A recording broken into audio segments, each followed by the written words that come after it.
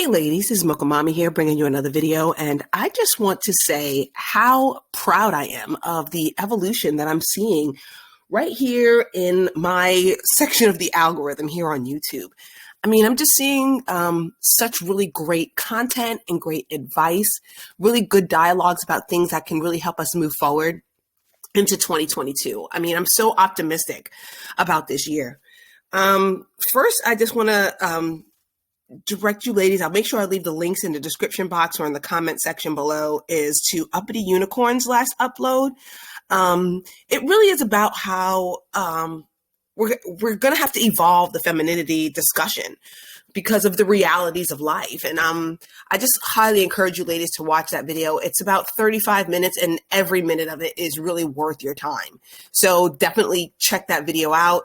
Also, I have to give a lot of credit to content creator Call Me Coco.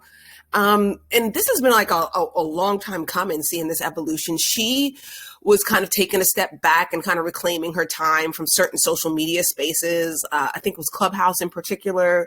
And just really has embraced protecting your peace. And I think that's such a really great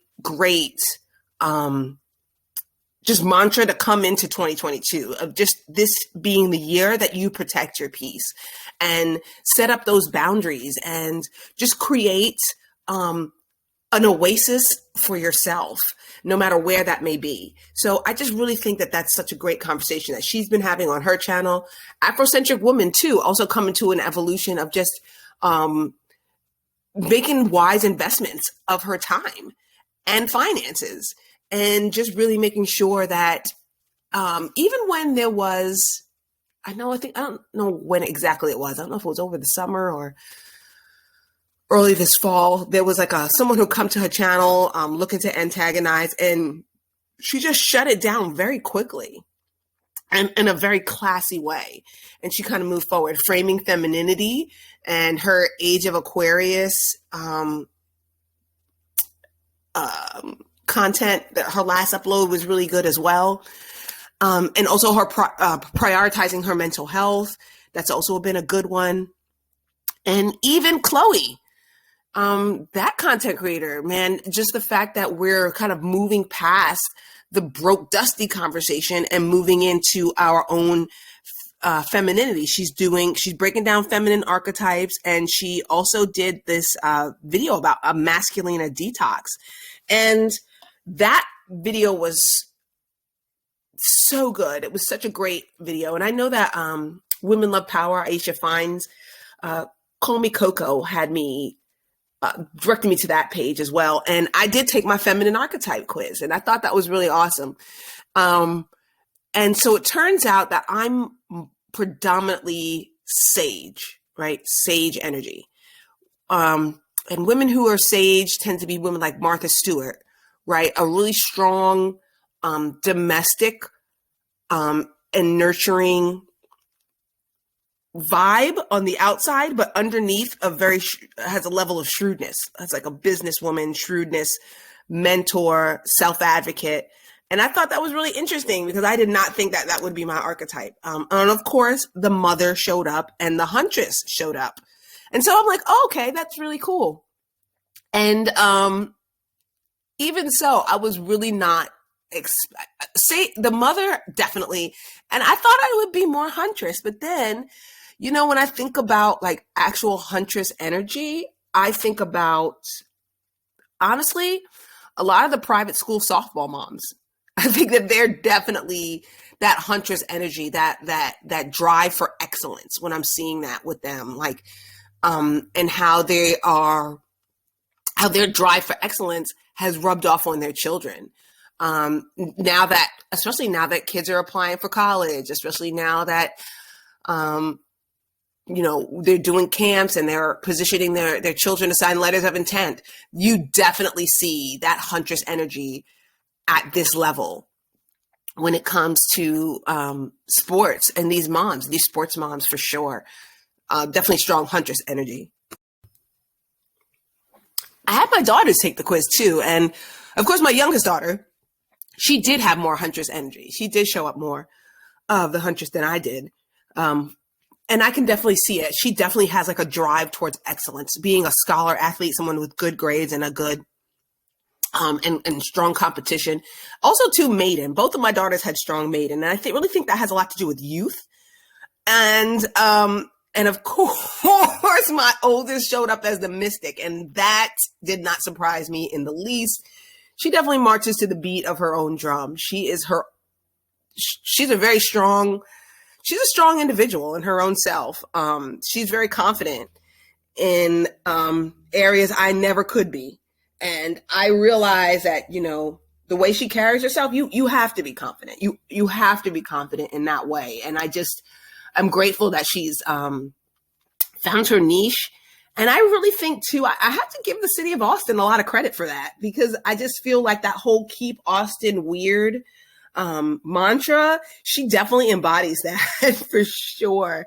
She has a lot of mystic and maiden energy. So, I think that self-knowledge is going to just become so much more important moving forward.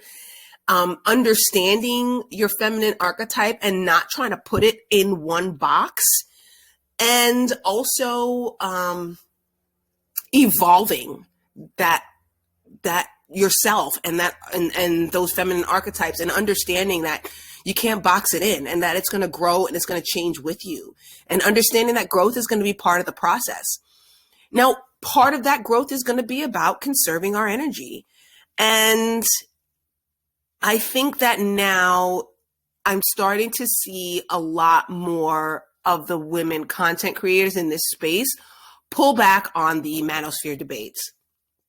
And I think Chloe, in her last video, The Masculine Detox, really did articulate it extremely well. And she was saying how, it is not fair. It is not fair that these men are out here attacking us, a lot of times pretty much unprovoked. They don't really consider our conditioning as women, and don't really care to consider our conditioning as women. But I just really feel as if 2022 is going to be the year we become vindicated.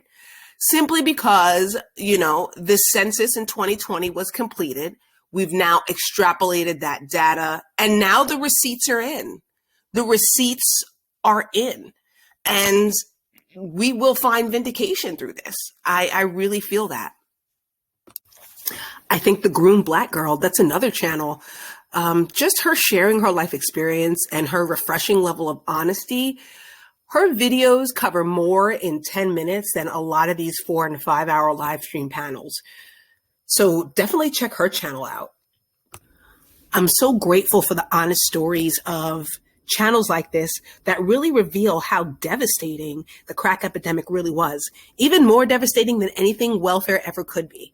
In 1965, they claimed that welfare kicked Black men out of the homes, but no one talks about how in 1985, crack cocaine and Colt 45 packed their bags for them. That's my dad saying. But anyway, we have to realize that we did perpetuate an incredible drug culture. It was all through our movies. It was all through our music. And that culture was not just perpetuated by the Pookies and Ray Rays. We have to understand that a lot of that culture was perpetuated by men who attended some of the top magnet schools in New York City and private schools, as well as HBCUs. Also by men who were raised in 2-parent homes and those who were Black church royalty. Also, shout out to content creator Mahogany Pink. I think that the fact that she just brings so much research and data to the conversation, that it's communicated passionately, but yet factually, I just think that so much of her content just hits the nail on the head. Like, and then there's so many of these memorable one-liners, like, these men are asking you what you bring to the table, but yet they're eating off your plate. Like, ooh, like the bomb she drops, like this, I understand why she uploads, just so occasionally. And I also understand why, she is as popular as she is, and why she's pretty much gone viral.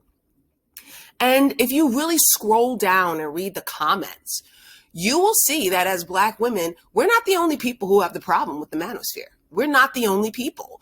Like the lot of the behaviors that we see and that we fall victim of, other people are noticing because they fall victim to those behaviors as well. They see it too. And the fact that we're able to articulate it clearly and not emotionally is why we need more people like Mahogany Pink having these conversations, because other people are noticing what we're noticing and they're being impacted by it too, the more we live in a global society.